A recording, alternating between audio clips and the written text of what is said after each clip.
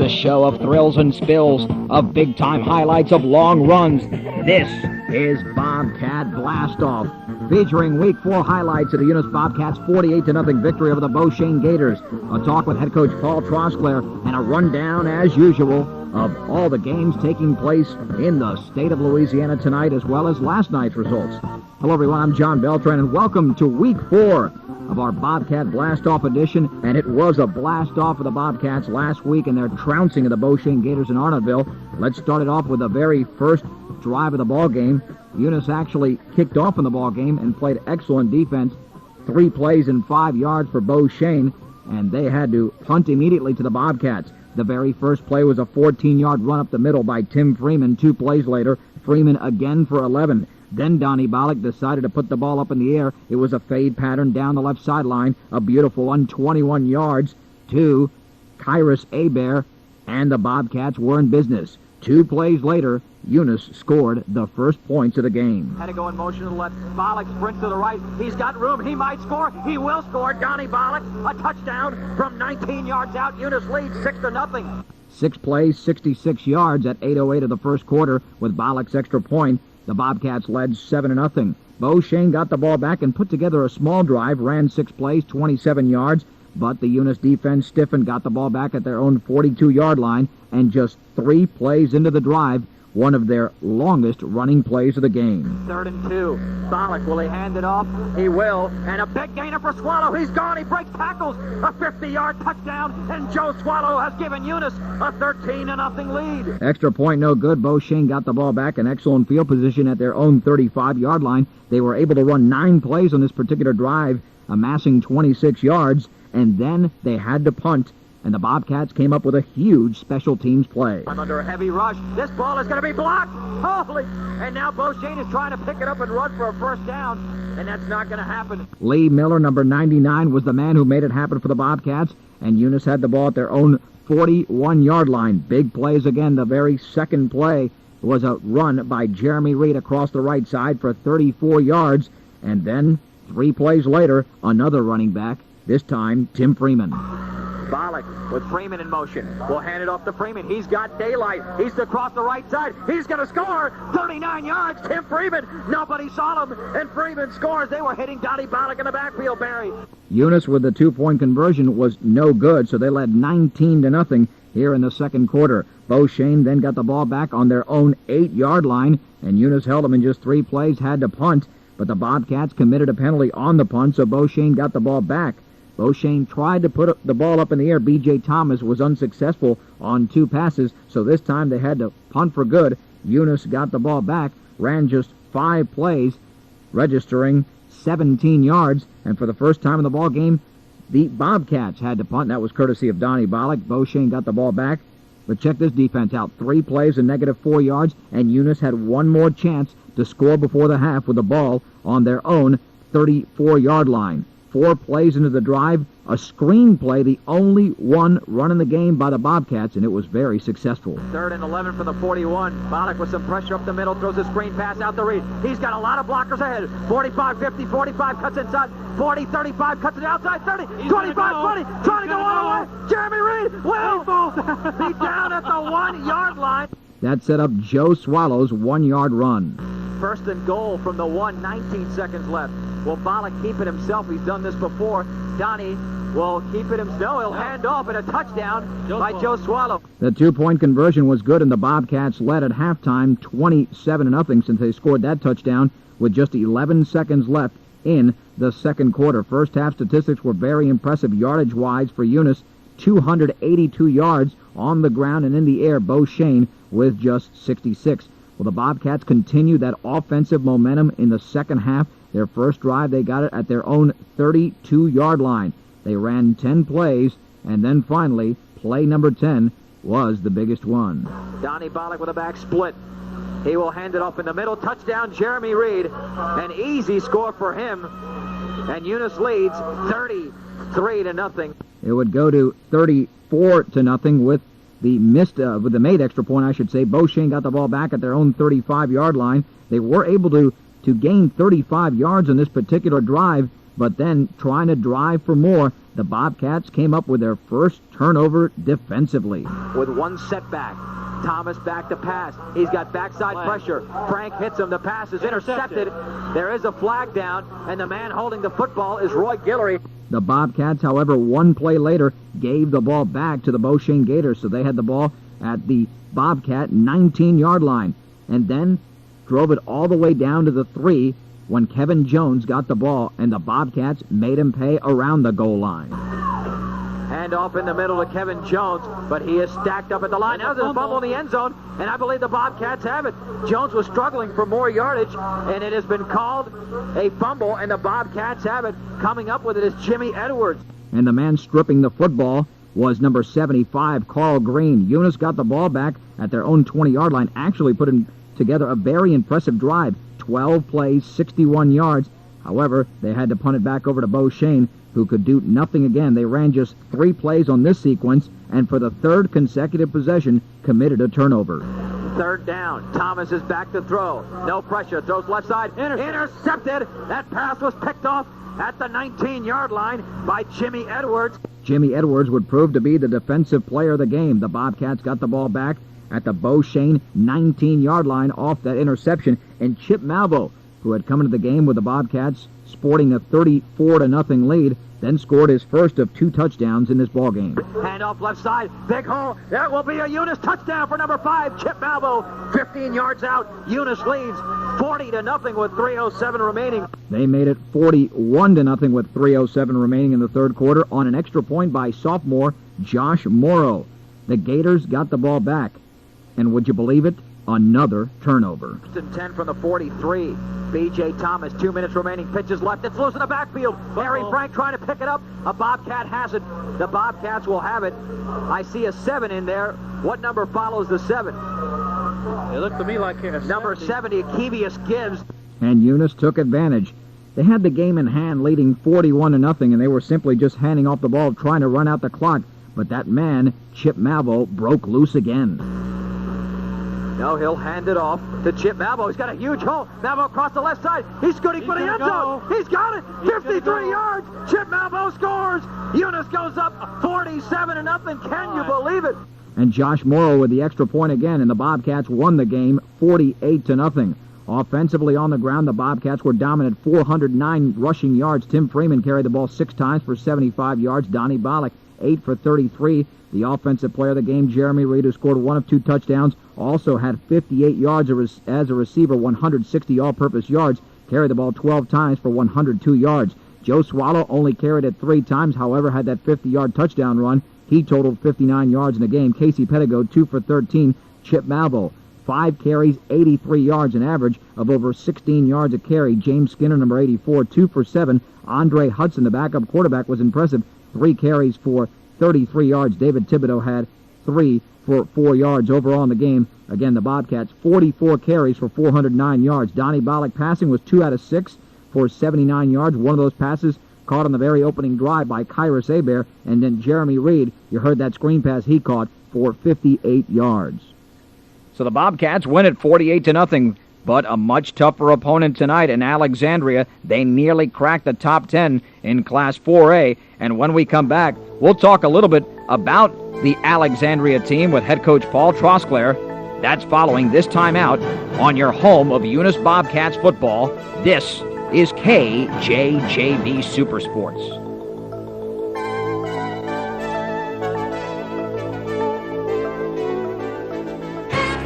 What's the best way to heat water and cook in Eunice?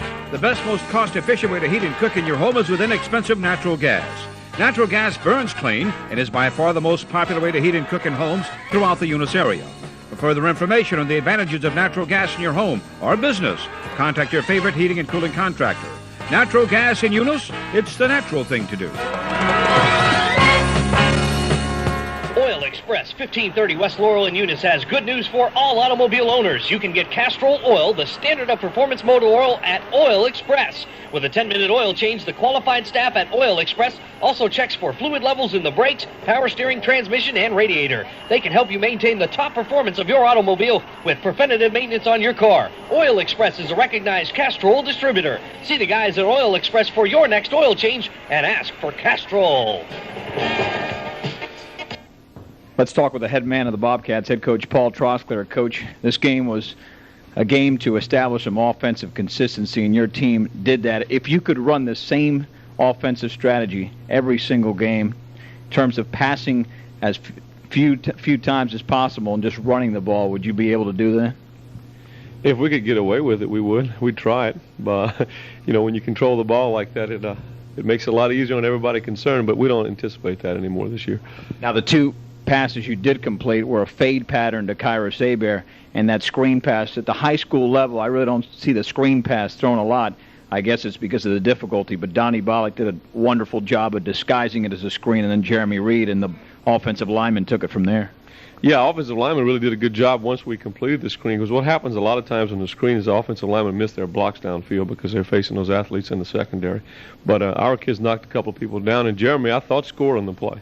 They marked him down to the 1-foot line, but I thought he scored on the play. With more aggressive defenses, Coach, who like to get in the backfield, is this a play that you might use a little bit more? We practice the screen every week. We have a couple of different screens we use, and when you fall behind or when you have a rushing defense, we'll use it. Now, this was also a game that you saw some future talent rise up, like Chip Malvo and a lot of other players. Yeah, it was a good game because it allowed us to play almost everybody on the squad, and it makes it good and enjoyable for those kids who work hard during the week at practice. And we knew those kids had a lot of potential, and they showed it Friday night. Now, Coach, I know we've talked about this before, but this seems to be an ongoing problem every week with a center snap exchange to the quarterback.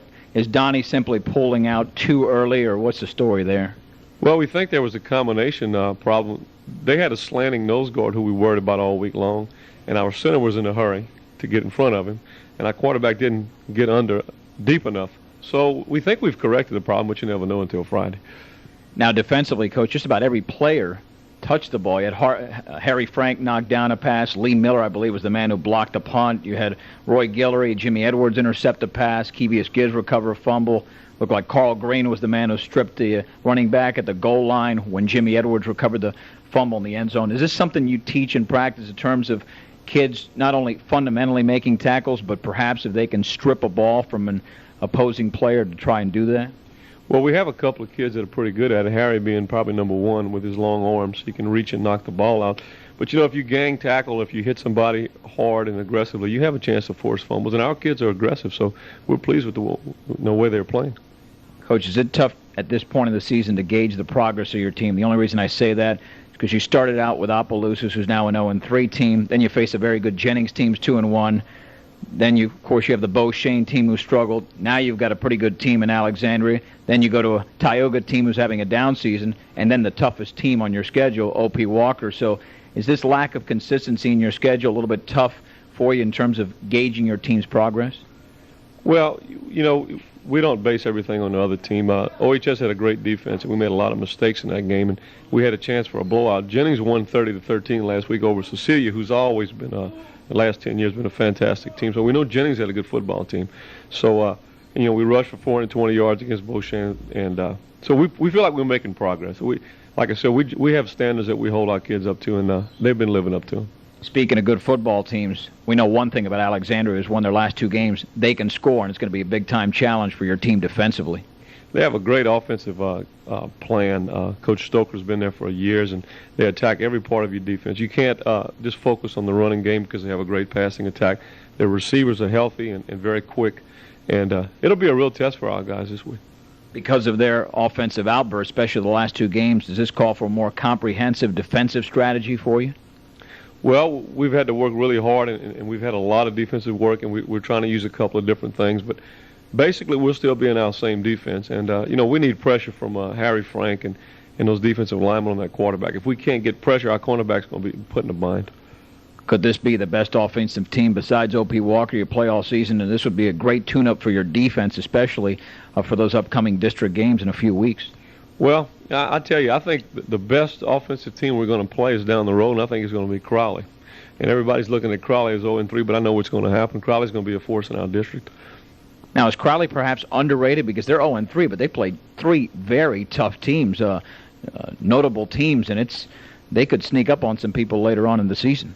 Well, what's happened with Crowley is they've played poor defense. Now, they had 500 yards offense last week against St. Thomas More, and to lose with 500 yards offense is quite an effort. I mean, you have to really mess up pretty badly on defense. And like I said, Crowley is going to be a force in our district. They can beat anybody in our district. There's no question in my mind. Coach, I know it really doesn't matter, but were you surprised that your team received one first-place vote in the top 10 for Class 4A? Well, we'd like to know where it came from, but we're pleased that we got recognized at least. Coach, good luck against Alexandria. Thanks a lot.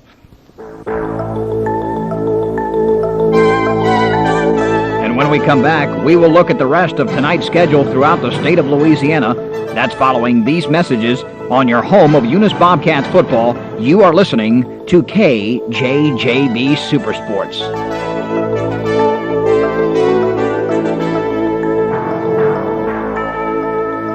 At Larry's Tire Service in Eunice, you'll find great tire deals on brand names like Michelin, B.F. Goodrich, Uniroyal, and Claybear. Right now, get Cyberling 1, 13, 14, or 15-inch tires for one low price of $38. Get dependable automotive service on brakes, mufflers, air conditioning, and more, like oil change, filter, and lube for only $14.99. Get 0 down, 90 days free interest with a Bridgestone Firestone credit card. It's your one-stop tire and automotive headquarters. Larry's Tire Service, Highway 190 in Eunice. DC Sports Bar and Steakhouse has a great atmosphere for the entire family. Open 7 days a week, the steakhouse provides lunch and dinner with a full menu specializing in steak and seafood. The banquet room is available for private parties and special occasions. Ladies, while you're dining for lunch, you can even enjoy your favorite soaps with a private TV tables. The sports bar has big screen TVs for viewing all your favorite sporting events. There's also leather pocket pool tables, electronic darts, and championship shuffleboard games.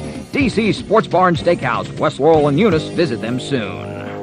As usual, full slate of high school games taking place tonight throughout the state of Louisiana. Let's start in Acadiana, where Sulphur will host Acadiana. Breaux Bridge travels to Beau Chene. Opelousas Catholic will host Buckeye.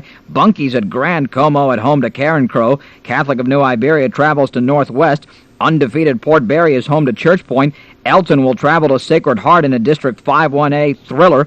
Crowley, looking for their first victory of the season, will take on Franklin at home. Iowa is at Erath. Lake Arthur at home to Jeanneret. Jennings will travel to DeRidder, both Eunice opponents this season. LaGrange is at Lafayette. Cecilia will take on Lake Charles of Boston. Menard is at Kinder. Barre will play host to New Iberia. North Central's at Maryville. Iota, who defeated St. Edmunds last week 7-6 and is ranked 8th in Class 2A, they will be home to North Vermilion. Northside is at Kaplan. Abbeville will play Notre Dame at home. Oakdale's at Marksville. Bazille in their district home opener will take on Oberlin. Patterson at Morgan City. St. Louis at South Cameron. Ellender will play host to St. Martinville. St. Thomas More is at Sam Houston. Welsh at home to Turlings Catholic. Vermilion Catholic playing their district opener at Hanson Memorial, who's won 2 straight after losing their home opener to St. Edmunds. Rain is home to Ville Platte. Westminster's at Gaydan. Leesville will take on Tioga.